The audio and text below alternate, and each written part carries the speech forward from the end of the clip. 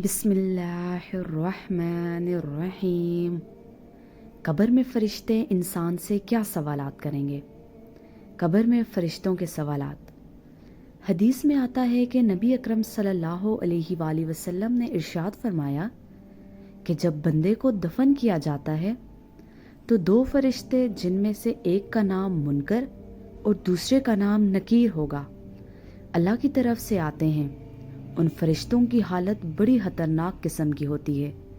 ان کی شکلیں اور صورتیں آدمی دیکھے تو گھبرا جائے۔ کالی رنگت اور آنکھیں نیلی، کس قدر ڈراؤنی شکل ہوگی۔ آواز ان کی بڑی گرجدار ہوتی ہے۔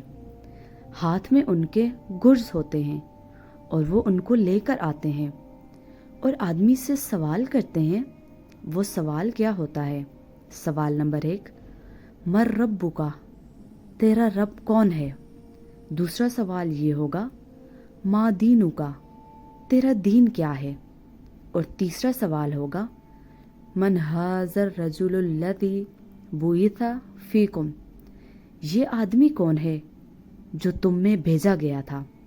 ان کو پہچانتے بھی ہو یا نہیں؟ مومن اس کو صحیح صحیح جواب دے دے گا۔ فرشتے کہیں گے کہ ہم جانتے تھے تو ایسا ہی جواب دیے گا۔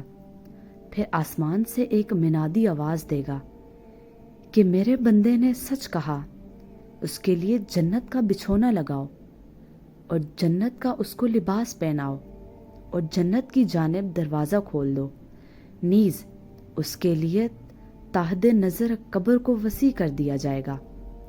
جب اس کے لیے یہ سب انتظامات ہوں گے تو وہ آدمی خوشی سے کہہ اٹھے گا کہ میں اپنے گھر والوں کے پاس جا کر ان کو ان باتوں کی خبر دینا چاہتا ہوں، مگر فرشتے اس سے یہ کہیں گے کہ نم کنومت العروس، کہ دولہے یا دلہن کی طرح سو جا، اب تجھے اللہ کے سوا کوئی نہیں جگائے گا۔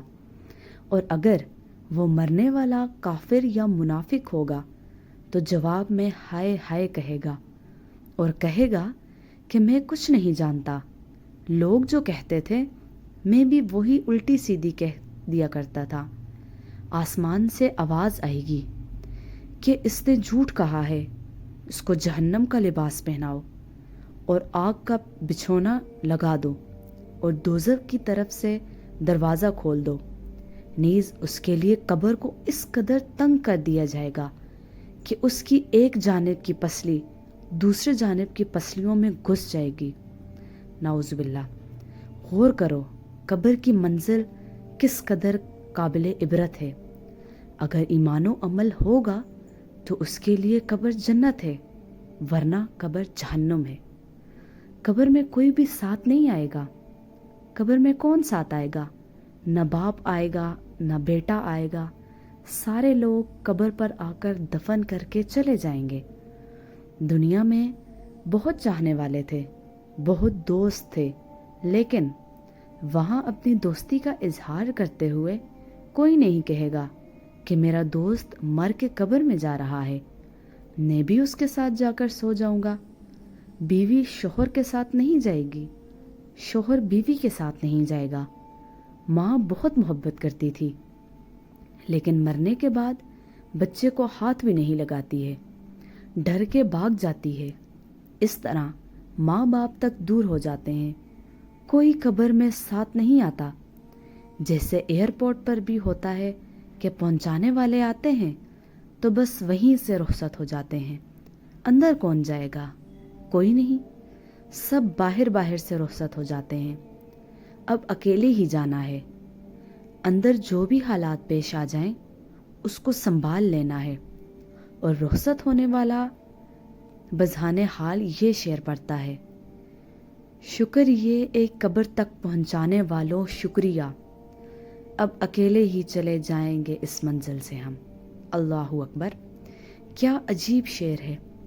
قبر میں جانے والا بول رہا ہے، پہنچانے والوں کو جو اٹھا کر لائے ہیں دفن کر چکے ہیں، اب ان سے کہتا ہے کہ اب آگے کسی کے آنے کی کوئی ضرورت نہیں، کسی کو الاؤ نہیں، ہم اکیلے جائیں گے۔ نذیر آبادی ایک شاعر گزرے ہیں، उन्होंने एक नक्शा खींचा है। शेर है, कई बार हमने ये देखा कि जिनका मशीन बदन था, मबीज़ कफन था, जो कब्रे कौन उनकी उखड़ी तो देखा, न उज़े बदन था न तारे कफन था। क्या अजीब और जानदार शेर है। अल्लाह अकबर। इसलिए कुछ ना कुछ मौत की फ़िक्र करो, आखिरत की तैयारी करो। यही आखिरत की तैयारी हमारे लिए असल है। वीडियो अच्छी लगी हो तो लाइक कर दें और चैनल को सब्सक्राइब कर दें। जज़ाकल्लाह खैर। अल्लाह हाफ़िज़।